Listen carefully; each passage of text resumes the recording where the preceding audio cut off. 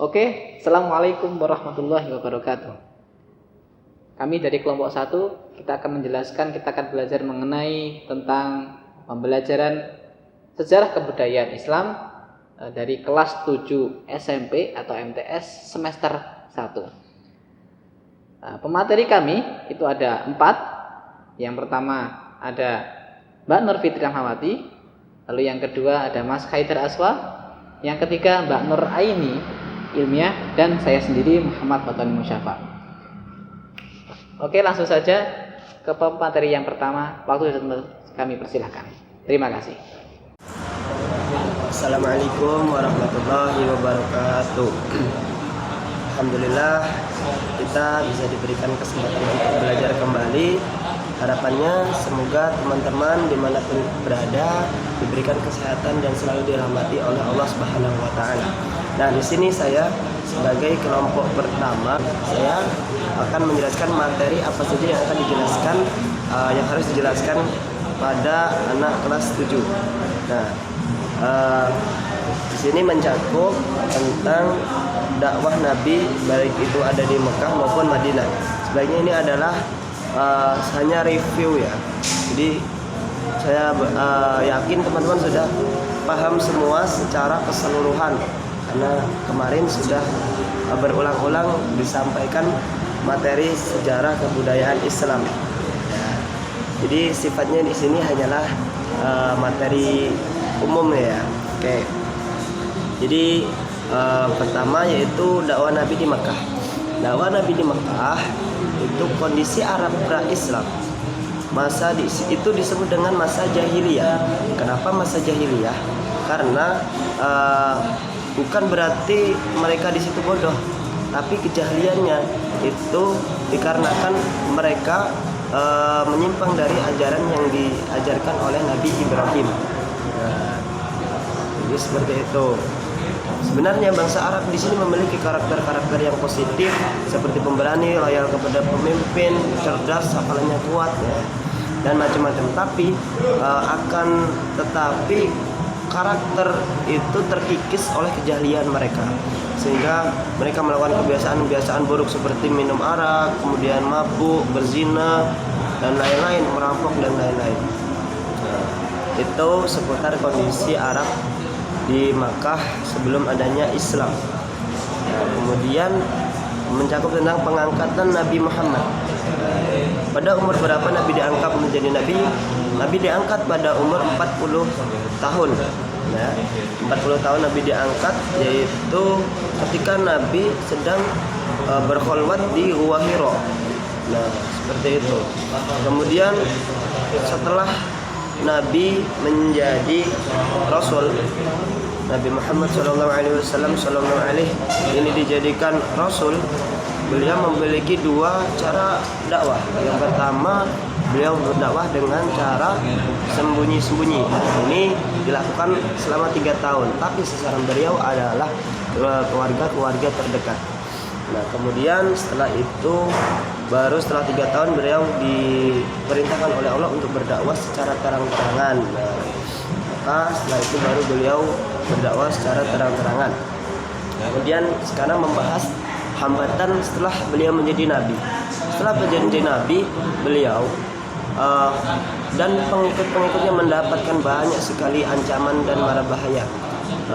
Jadi banyak yang berusaha untuk membunuh Nabi, menyiksa para pengikut Nabi.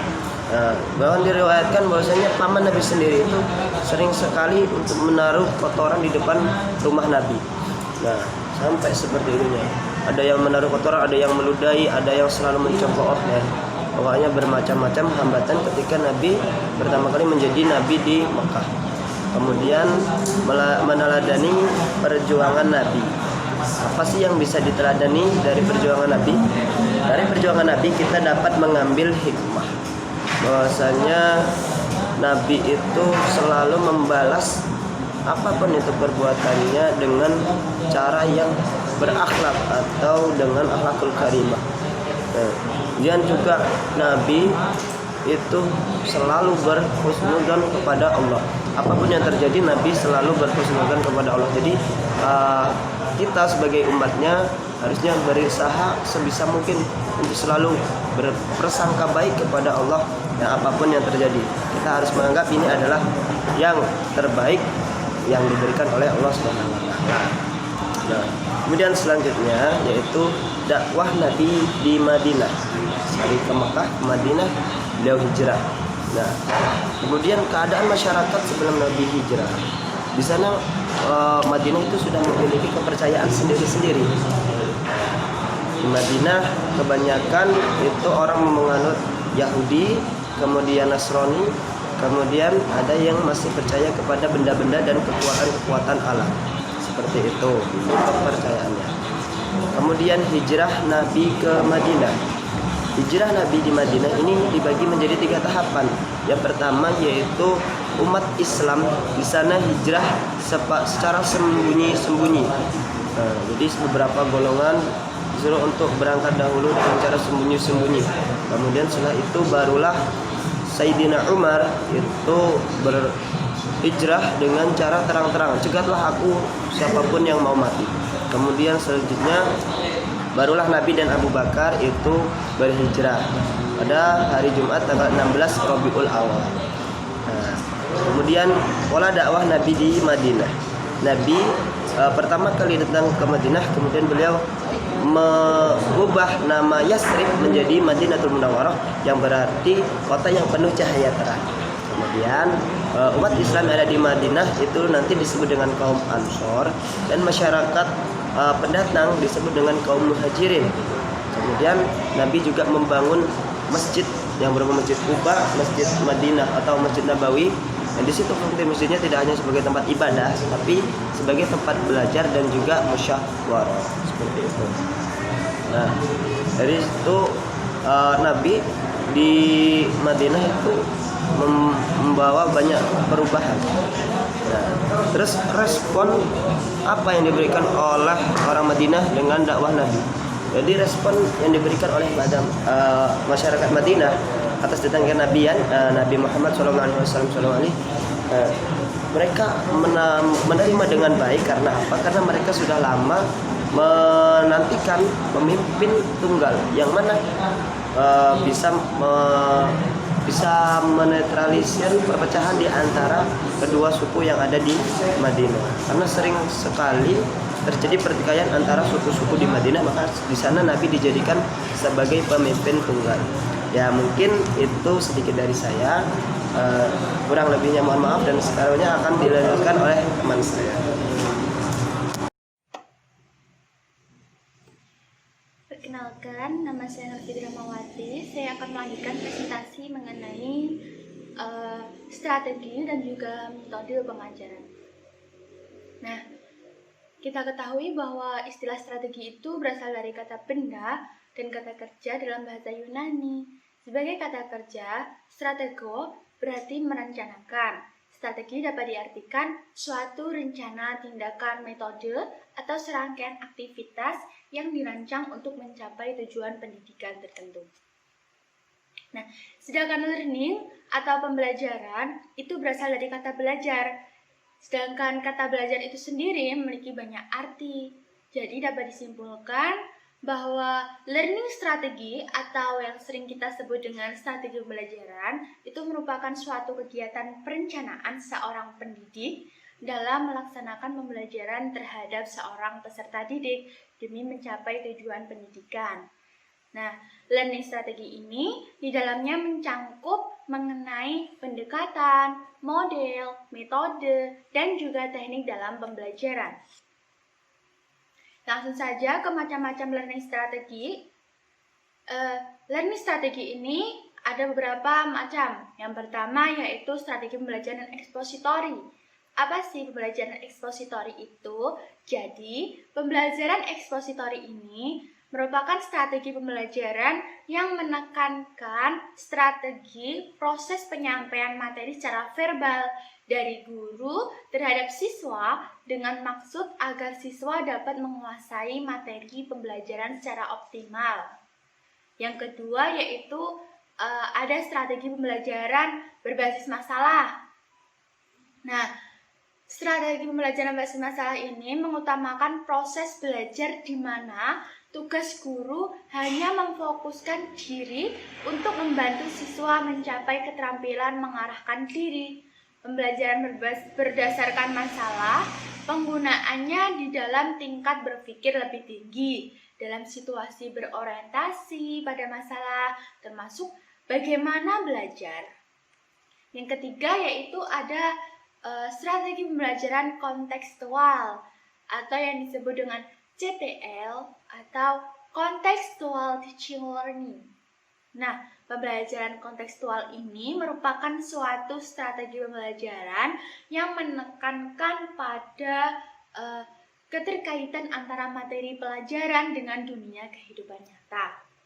Yang keempat ada strategi pembelajaran inquiry. Dapat kita ketahui bahwa inquiry ini menekankan kepada proses mencari dan juga menemukan materi pembelajaran ini tidak diberikan secara langsung. Peran siswa dalam strategi ini mencari dan menemukannya sendiri. Sedangkan guru hanya sebagai fasilitator dan juga pembimbing untuk belajar. Nah, yang kelima ada strategi pembelajaran afektif. Strategi pembelajaran ini bertujuan untuk mencapai dimensi, bukan hanya untuk mencapai dimensi yang lain, yaitu sikap dan keterampilan afektif berhubungan dengan volume yang sulit diukir karena menyangkut kesadaran seseorang yang tumbuh dari dalam. Nah, yang keenam ada strategi pembelajaran komparatif. Nah, strategi pembelajaran komparatif ini strategi pengajaran yang dirancang untuk mendidik kerjasama kelompok dan juga interaksi antar siswa. Tujuan pembelajaran ini setidak-tidaknya memiliki 3 tujuan pembelajaran, yaitu hasil belajar akademik, penerimaan terhadap keragaman, dan pengembangan keterampilan sosial. Nah, langsung saja ke bab metode pembelajaran. Kita ketahui terlebih dahulu bahwa pengertian metode. Nah, metode itu merupakan suatu cara atau jalan yang harus dilalui dalam mengajar. Nah, kalau metode pembelajaran itu dapat disimpulkan bahwa cara yang digunakan untuk mengimplementasikan rencana yang sudah disusun dalam kegiatan nyata agar tujuan yang telah disusun tercapai secara optimal. Menurut kelompok kami, metode pengajaran yang cocok untuk mata pelajaran sejarah kebudayaan Islam pada jenjang SMP, khususnya kelas 7. Nah, ini metode yang cocok, yaitu yang pertama metode ceramah. Nah, apa sih metode ceramah itu? Metode ceramah kita pasti sering di sekolah-sekolah itu seorang guru menggunakan metode ceramah. Metode ini proses penyampaian pesan kepada sekelompok sasaran terdapat 3 elemen penting, yaitu pemberian materi yang disampaikan, serta sasaran yang akan diberikan ceramah. Nah, dari metode ini pasti ada kelebihan dan juga kekurangannya.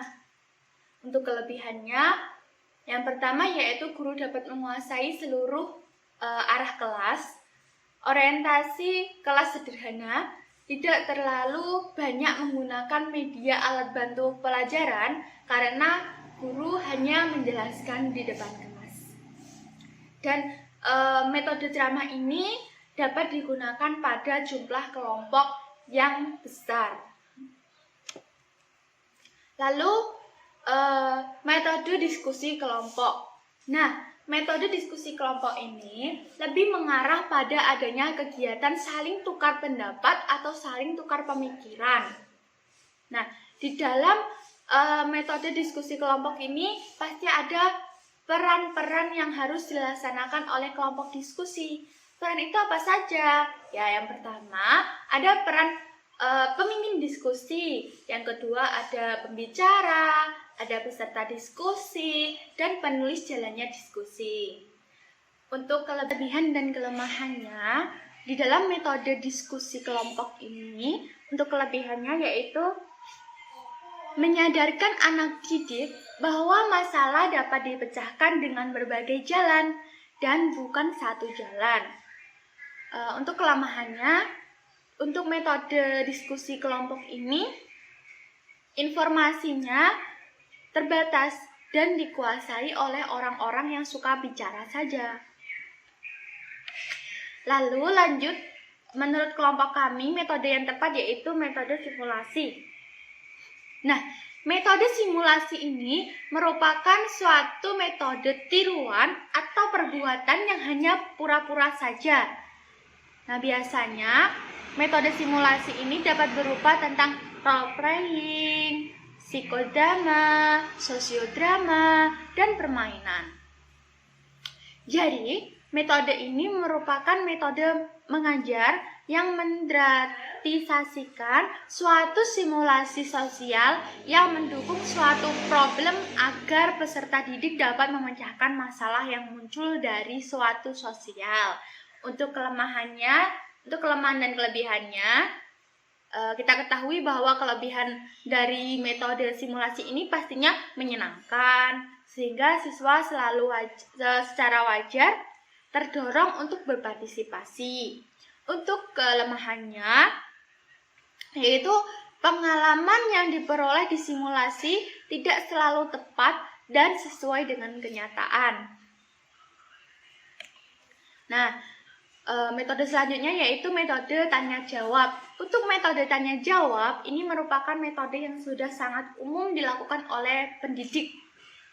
Metode ini merupakan suatu cara mengajar di mana seorang guru mengajukan pertanyaan kepada siswa tentang materi yang sudah, sedang, dan yang akan dipelajari sampai memperhatikan proses berpikirnya siswa. Metode tanya jawab ini dapat dinilai sebagai metode yang tepat dalam rangka meninjau ulang pelajaran yang lalu serta melatih daya pemikiran siswa sehingga dapat mengambil kesimpulan yang baik dan juga tepat. Untuk kelebihan dan kelemahan dari metode ini, kelebihannya yaitu merangsang siswa untuk melatih dan mengembangkan daya berpikir. Untuk kelemahannya, waktu sering banyak terbuang apabila siswa tidak dapat menjawab pertanyaan dalam jumlah banyak. Tidak mungkin cukup waktu untuk memberikan pertanyaan kepada setiap siswa. Nah, kurang lebihnya seperti itu.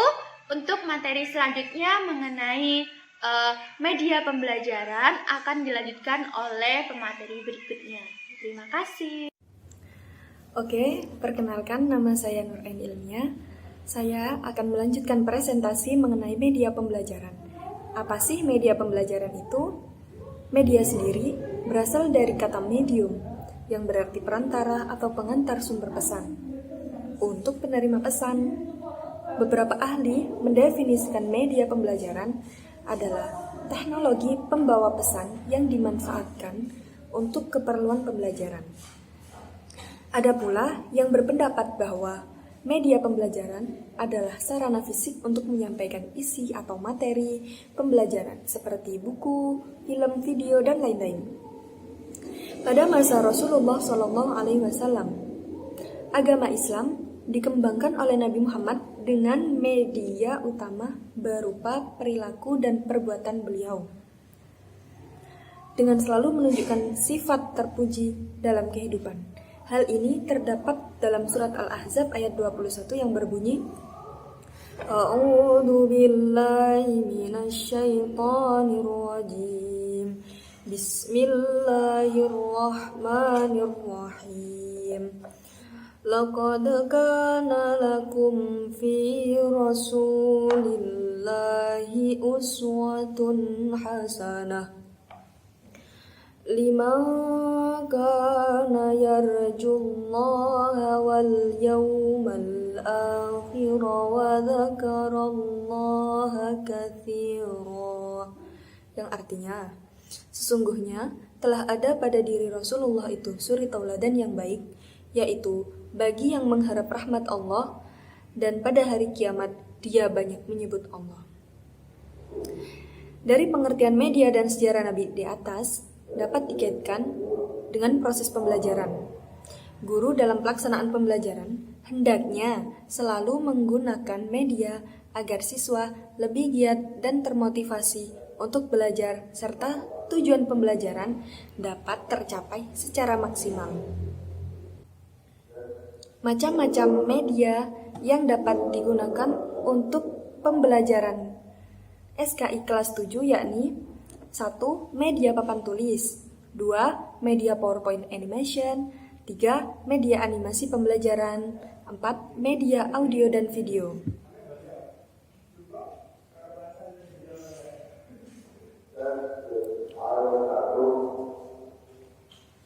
Hal ini menyatakan bahwa sebuah media pembelajaran akan dapat memudahkan pendidik dalam menyampaikan materi dan dapat memudahkan peserta didik untuk memahami materi, serta menarik minat siswa untuk berpartisipasi dalam kegiatan pembelajaran.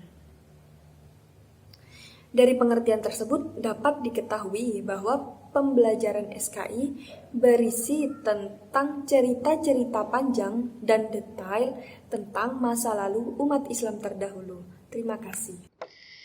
Ya, terima kasih kepada pemateri-pemateri sebelumnya yang telah menjelaskan mengenai materi pelajaran SKI kelas 7 semester 1.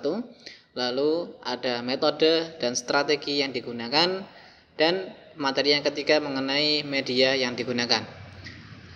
Yang sekarang ini kita akan mempelajari tentang penilaian. Ya. Penilaian yang dilakukan oleh seorang guru kepada siswa untuk mengetahui capaian kompetensi yang didapat. Menurut KMA, penilaian adalah sebuah proses pengumpulan data dan informasi tentang perkembangan peserta didik pada aspek sikap, aspek pengetahuan, dan aspek keterampilan. Penilaian hasil belajar bertujuan untuk mengetahui capaian standar kompetensi lulusan peserta didik pada aspek sikap, spiritual, dan sosial, aspek pengetahuan, dan aspek keterampilan. Ini bisa dilihat di sini ya. Penilaian hasil belajar dilakukan secara terencana, objektif, dan berkesinambungan pada saat proses pembelajaran berlangsung, maupun terhadap hasil belajar peserta didik. Dalam penelitian pembelajaran SKI ini, terutama dalam pembelajaran K13, itu ditekankan pada 3 aspek. Yang pertama, aspek kognitif atau pengetahuan. Lalu yang kedua ada aspek sikap, dan yang ketiga ada aspek keterampilan atau psikomotorik. Aspek kognitif. Aspek kognitif yaitu ranah yang mencakup kegiatan mental dalam kurung otak. Jadi, kemampuan siswa yang berkaitan dengan kemampuan berpikir yang mencakup kemampuan intelektual mulai dari kemampuan mengingat sampai dengan kemampuan memecahkan suatu masalah, itu yang dinamakan kognitif. Lalu jenis-jenis penilaian pada ranah kognitif itu ada 5. 1 ada pertanyaan lisan, lalu yang kedua ada ulangan harian, yang ketiga ada tugas kelompok, yang keempat ada tugas individu, dan yang kelima ada ulangan semester. Ini saya bukakan lagi ya, bisa dilihat di sini. Lalu pada aspek sikap. Aspek sikap merupakan suatu kemampuan efektif yang berhubungan dengan perasaan, emosi, sistem nilai, dan sikap bagi hati yang menunjukkan penerimaan dan penolakan siswa terhadap sesuatu. Nah, jadi sikap siswa itu dinilai baik dari gerak-geriknya siswa tersebut menerima materinya atau tidak, lalu sikap emosinya seperti apa, perasaannya seperti apa, itu dinilai dalam sikap. Ya, sikap bersikap baik atau tidak, seperti itu. Lalu pada aspek yang ketiga tentang psikomotorik atau keterampilan, yaitu mengenai ranah yang berkaitan dengan kinerja otot dan kreativitas siswa. Jadi melalui pengamatan psikomotorik keterampilan siswa dilihat dari segi keterampilannya, lalu keaktifannya itu dari segi psikomotorik. Lalu untuk format penilaian dari bentuk penilaiannya seperti ini, ya. Pada format penilaian tersebut itu semuanya sama, tetapi yang membedakan itu pada penilaian materi yang dicapai. Jadi setiap semester itu beda. Tapi kalau yang saya cantumkan ini mengenai materi yang SKI semester 1. Ya, terima kasih. Mungkin cukup sekian presentasi dari kami. Kurang lebih kami mohon maaf. Akhirul kalam. Wassalamualaikum warahmatullahi wabarakatuh.